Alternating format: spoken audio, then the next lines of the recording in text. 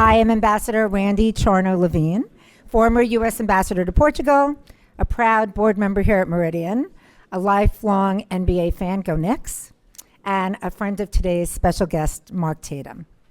So during my time in Portugal, I saw firsthand how sports diplomacy creates dialogue, expresses values, and eases tensions really in ways that traditional political discourse often cannot. And nowhere is that potential greater than with the NBA. And I learned this by living and working in a part of Europe where international football, or soccer, dominates the cultural landscape. But at every sports diplomacy event that we organize, young people bombarded me and the U.S. Embassy team with the same questions. How can I play basketball? How can I meet NBA players? How can I be part of that world? Their curiosity and their enthusiasm spoke volumes. So it was really in Portugal that I learned that the NBA is not just a league, it's a global aspiration. I've had the opportunity to meet one-on-one with Mark to discuss the NBA's deep commitment to expanding in Europe and Africa, and the impact of that commitment reaches far beyond the court. It touches economic development, infrastructure growth, talent, pipelines, and even policy conversations. Internationally today, everyone is working to attract the NBA, not only because they love the game, but because the NBA invests in skill building, local partnerships, and long-term infrastructure, and because the NBA champions values like teamwork, cooperation, camaraderie, and inclusion. These are values that we can all agree represent the very best of America abroad, and they resonate powerfully across borders. Of course, much of this global vision and momentum is driven by today's guest. Mark Tatum is one of the NBA's true visionaries and a guiding force behind turning ideas into action, just like Meridian, and strategy into real on-the-ground impact around the globe. What the NBA has achieved is remarkable, transforming basketball from an American sport into a global platform and elevating its athletes not only as elite competitors, but as cultural ambassadors who build trust, forge people-to-people connections, and carry shared values into the communities that they touch. Mark Tatum serves as Deputy Commissioner of the NBA, where he oversees the league's global strategy, basketball operations, marketing, partnerships, and international expansion. Before joining the NBA, Mark built his career at Procter & Gamble, leading global strategy, and he later played a pivotal role in shaping the NBA's modern international footprint, including leagues, academies, and partnerships across Europe, Africa, Asia, and Latin America. This is where I turn to Mark and talk to him about his accomplishments, but somebody will tell him. Mark's accomplishments make him the ideal leader to feature in today's forum, and we are so grateful for his participation. And it's also my pleasure to introduce our moderator, Maxwell Millington, entertainment and sports reporter at Axios. Together, they will explore how the NBA is redefining sports diplomacy in practice and what that means for the future. So please join me in welcoming Mark and Maxwell.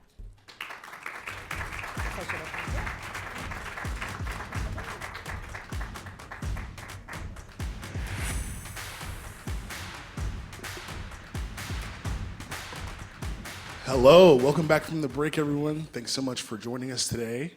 I'm Maxwell Millington. I cover entertainment and sports at Axios, and I'm joined by Mark Tatum, Deputy Commissioner and COO of the NBA. I am excited for this conversation. As a Hornets fan, I see you at the draft lottery every year, so it's nice to see you in person.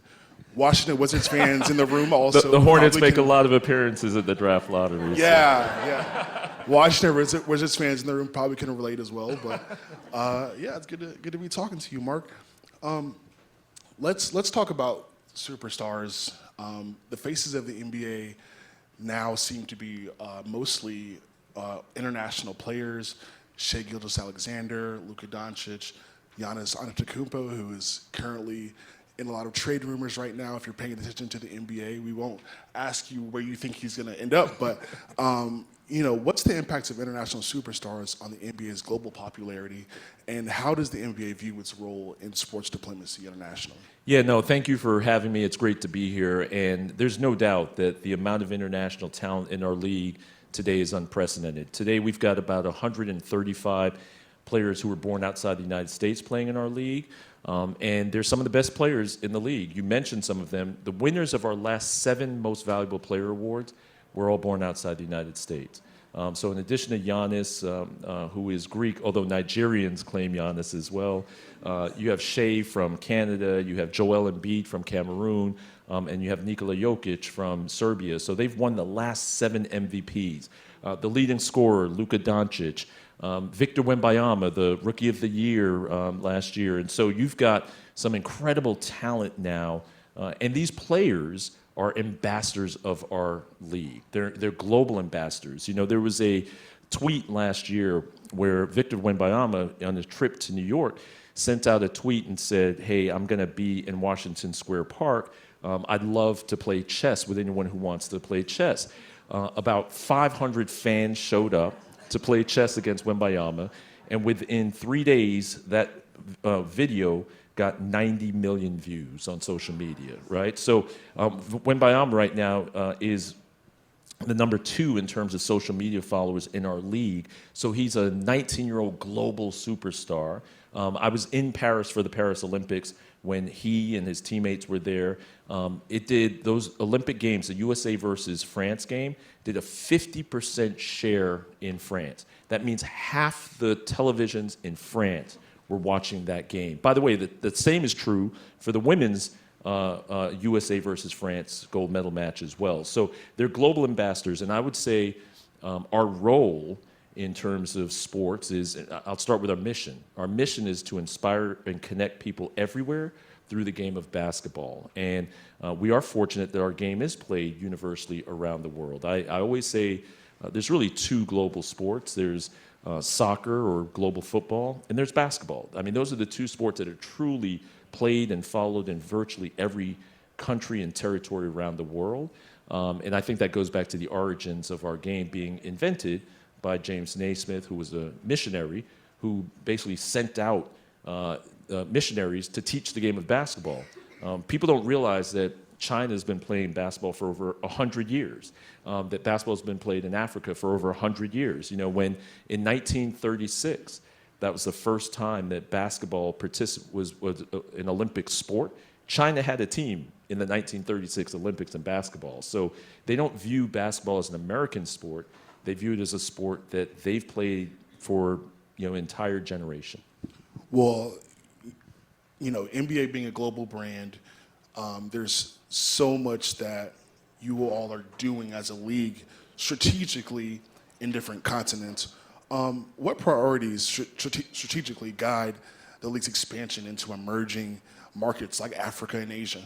Yeah, I would say, and again, it all goes back to our mission, and we want to grow the game of basketball. We want to inspire people. We want to connect people. And so when we think about the world, you think about places where there are 1 billion people or more. And you think about places like China and Asia, and you think about places like Africa, again, where there are billions and billions of people.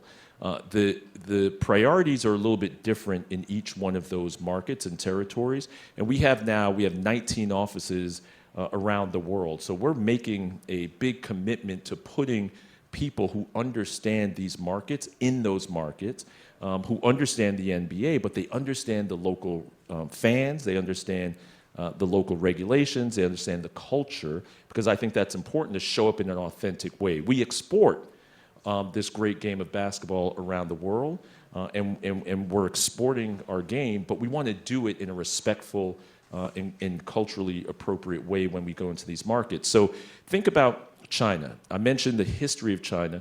Basketball is the #1 sport in China. And I don't get to say that too much before Gianni comes on stage, but that is the one place where I think where 300 million people play the game of basketball, and the passion for basketball is #1. Places like the Philippines, same thing. And so they have a thriving league there. And so our engagement with China has to do more with how do we serve the fan in terms of creative content, in terms of bringing games. I was talking to the ambassador earlier. We went back to China for the first time in 6 years this year with preseason games in Macau. And the amount of attention that those preseason games got was incredible. It's part of a multi-year partnership, so we'll be playing games in Macau for the next 4 years, and beyond that potentially. Africa's interesting because Africa, fast-growing population, huge youth population, some of the fastest-growing economies. We've been doing things in Africa for the past 30 years, largely social responsibility efforts, grassroots clinics, things that were great for communities and for kids. But in the last decade or so, when we started asking the public sector leaders and presidents of countries and ministers of sports, as well as the public sector, private sector, we started saying, is there more that we should be doing? And one of the things that came back loud and clear is that both the public and private sectors said, what we need for organizations like you to do is to create jobs, is to create economic opportunities for our young people. Because our population, our youth population is growing so rapidly that when they become working age, if they don't have new industries, if they don't have new jobs to go into, this is not just going to be a problem for our country. This is not going to be a problem for our continent. This is going to be a problem for everyone. So we started thinking about that, and we said, sports in Africa right now, it's just that. It's competition. It's sports. It's not a business.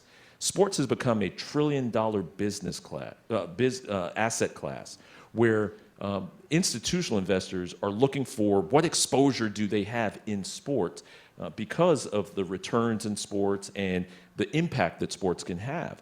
And so we said, why can't we use the NBA, use basketball to create jobs? And that's what we did. We decided to launch a new league in Africa. We're now going into our 6th season. It's called the Basketball Africa League. It's a pan-continental league. And what we're seeing is people now making investments in infrastructure. So in Kigali, Rwanda, there's a relatively brand new building that's 3 years old that was built in anticipation of hosting the Basketball Africa League playoffs and finals. And it holds 10,000 seats. It has suites in it, has high-speed internet. They actually sold a naming rights deal. It's the first naming rights deal that was done on the continent of Africa, called the BK Arena. They learned from how we actually use arenas in the United States and North America to actually drive economic development. If you go there now, President Kagame, to his credit, he sent his Minister of Interior, he sent people over to study LA Live and what the Staples Center Crypto Arena had done with LA Live, what the Barclays Center had done to revitalize downtown Brooklyn, what they had done in Milwaukee with a new stadium and new arena to drive economic development and refurbishment and revitalization in downtown Milwaukee. And he recreated that in Kigali. So if you go to Kigali today, there's a hotel, there's a conference center, all around this 10,000-seat arena, and there's places where now people can live, there's commercial development, there's restaurants. It's the LA Live of Africa. And we're talking to we've created, since the launch of the BAL, we've contributed some $250 million to Africa's GDP. That's expected to, in the next 10 years, to be over $5 billion. We've created nearly 40,000 jobs. Think about it. Right now, before, people weren't necessarily selling tickets to events in the way that we're marketing them and promoting them. So we've got entrepreneurs now who have sprung up, who've created these ticketing businesses and these marketing organizations and hospitality businesses. And so we're really trying to spur on the ecosystem that takes place around sports, and we're starting to see those results take off. And I believe if anyone wants to know more, ESPN is about to release a documentary about the Basketball Africa League. A quick question for you. Franchises, I think, are the next step in the BAL. Can you shed a little light on where the NBA is at with that? Absolutely. So the current league think of it as an open league. So we wanted to get something up and running quickly. We wanted to prove that there was demand for a pan-continental league. And so in order to do that, we had to take the existing infrastructure, and meaning the existing clubs. So virtually every country in Africa has their own national league. We, in essence, took the champions. So we took the champions of the South Africa League, the champions of the Moroccan League, the champions of the Senegalese League, and we put them together in this one competition, which was played over a season. So that's what the current model is. What we think we need to transition to is more of a North American model where you actually have, because one of the challenges with that is that the teams could change every year. So it would be as if you didn't know whether the Wizards were going to be in the NBA this year or if there was going to be some other team in the NBA this year in Washington, D.C. So what we want to do is, and we've hired a bank now, Moelis, to go out and start this process, is to actually sell franchises in some of the major cities in Africa. So we'll have a Nairobi franchise, we'll have a Lagos franchise, we'll have a Cairo franchise, and these franchises will be owned by someone, an investor, either an individual or a group of individuals who will actually have a vested interest in owning this team now, having certainty that year after year they'll be playing in our league. We're going to give them incentives to build new infrastructures, build arenas, to build academies and grassroots programs, to invest in basketball. And I think once we go with that model, you're going to see now not just us investing in Africa and investing in this league, but now having other individuals who are well capitalized, who see the opportunity to grow this league and to grow this sport. We're going to have them investing, very similar to the way that in the U.S. you have individual investors who build new arenas and renovate and upgrade arenas like they're doing here in D.C. and building practice facilities. And so that is the kind of investment that we're looking to spur in Africa. One more big question for you, Mark. What's the single NBA global move that could shift U.S. soft power more than any embassy or aid package? Wow, it's a great question. I mean, I think what we're looking to do now in Europe could be substantial. And for those of you that haven't heard, we're looking to launch a league in Europe. And what's fascinating about Europe is basketball is played. Basketball is the number 2 sport in Europe, right behind, not right behind, but well behind football. I know Johnny would call me out on that. We're a distant number 2 behind football. But what the opportunity is that basketball today gets less than 1% of the market share of the media and sports sponsorship marketplace. So, and there's a lot of reasons for that. The existing EuroLeague today is, quite frankly, not well managed. The CEO just stepped down. This will be their 4th CEO in 2 years. It's not operated as a business, number one. Number two is the ecosystem. There's a bunch of competing leagues in Europe that I think need to get cleaned up. And number 3, they're missing in the biggest commercial markets in Europe. So there's no top-tier basketball team in the UK.